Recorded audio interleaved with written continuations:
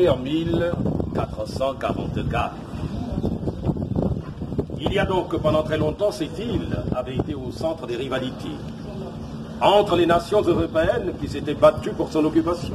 Successivement donc, elle fut occupée en premier lieu, je le disais tantôt, par les Portugais, suivie en cela par les Hollandais, les Français, les Anglais, mais à nouveau les Français. Mais il y a qu'après l'abolition de l'esclavage et de la traite négrière par la France, intervenue en 1848, avait eu à prendre place la colonisation. Elle s'est terminée en 1960, année de l'indépendance du Sénégal. Or, dans cette maison, à l'époque, il y avait bien eu 150, voire 200 esclaves. Hommes, femmes et enfants, séparés de cellules, mais c'était suivant le sexe et l'âge.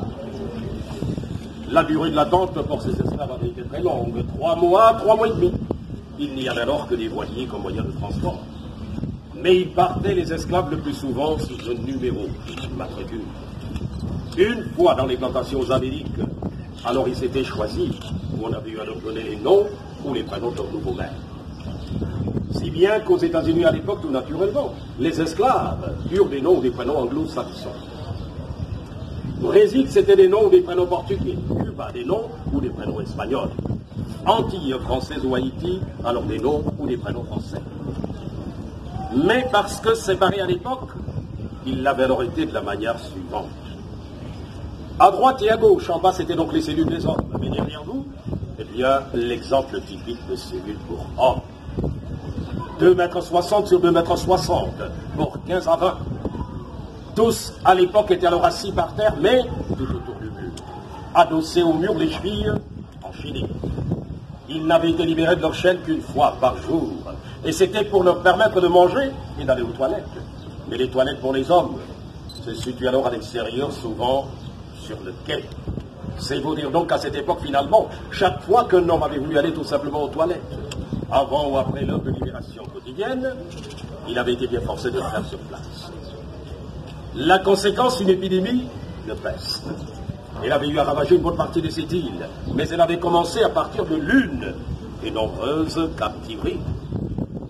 Et c'est sans doute également là l'occasion d'insister sur le fait que la maison des esclaves où nous sommes, par conséquent, n'avait alors pas été du tout la seule. Il y a que d'autres maisons avaient forcément existé. Aujourd'hui, si la plupart des maisons sont donc devenues des maisons tout à fait privées, bien entendu qu'il y en a qui ont purement et simplement disparu. Mais celle-ci, nous la devons à l'État du Sénégal, qui l'aura racheté à ses derniers propriétaires, justement, pour en faire le symbole de la déportation des Noirs. Si bien que la maison des esclaves aujourd'hui cristallise toutes les mémoires des traités d'hier. Mais dans le prolongement, à l'angle et à gauche, la cellule des enfants, c'était le taux de mortalité le plus élevé. C'est là une petite cellule, mais avec un couloir qui conduit jusqu'au fond. Or, à l'époque, les enfants y avaient couché, à même le sol, torse nu, serrés comme des sardines, dans une boîte.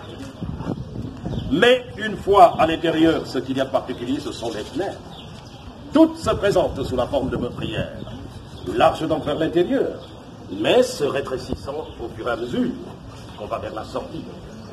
Le but qui, à cette époque, avait été poursuivi avait été sans doute d'une part et d'empêcher les évasions des esclaves, mais également et surtout de détruire toute idée de vie privée chez les esclaves.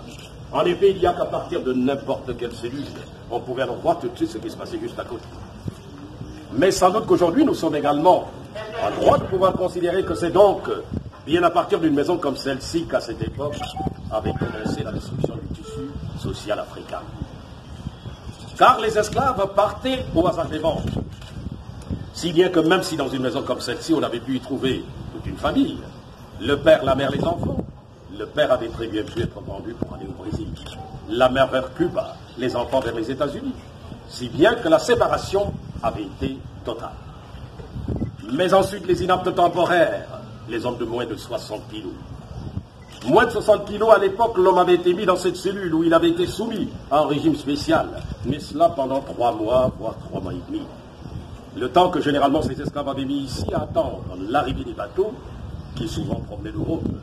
Mais au moment de partir, si malgré tout ils n'avaient pas augmenté de poids, au point d'atteindre les 60 kilos, eh bien c'est dire qu'ils n'avaient plus été vendus pour les Amériques. Ce qui n'avait pas fait d'eux des hommes libres, pour autant. Ils étaient donc demeurés toujours esclaves, mais avaient été vendus moins cher pour servir localement en qualité de domestiques, ici même à Gorée ou à Saint-Louis du Sénégal. Et en dessous des escaliers de l'autre côté, vous verrez qu'il y a une porte qui donne sur un trou, la cellule des récalcitrants. Justement de ceux qui s'étaient rebellés ou qui avaient refusé d'obéir, mais pour les punir. Oui, à l'époque, on les avait enfermés dans cette cellule en dessous des escaliers. Absence totale de fenêtres. Rien qu'une porte en fer avec des barreaux. Or, les gardiens n'avaient pas tenu compte du nombre d'esclaves qui, à l'époque, pouvaient se contenir dans une cellule. Comme celle-là. La seule préoccupation avait été de pouvoir refermer la porte après les esclaves. Étant entendu qu'à cette époque, les esclaves n'avaient alors pas été du tout considérés comme des êtres humains, mais plutôt comme une simple marchandise. Mais à droite, la même chose, également une cellule des récalcitrants. Or, à la différence de la première, il y a deux fenêtres, situées par et d'autre. Elle date de 1848. Année de référence de l'abolition de l'esclavage en France et dans les colonies françaises. Or, la date exacte avait été le 27 avril 1848. C'est à cette date-là qu'avait été signé le décret d'application par Victor Schweitzer.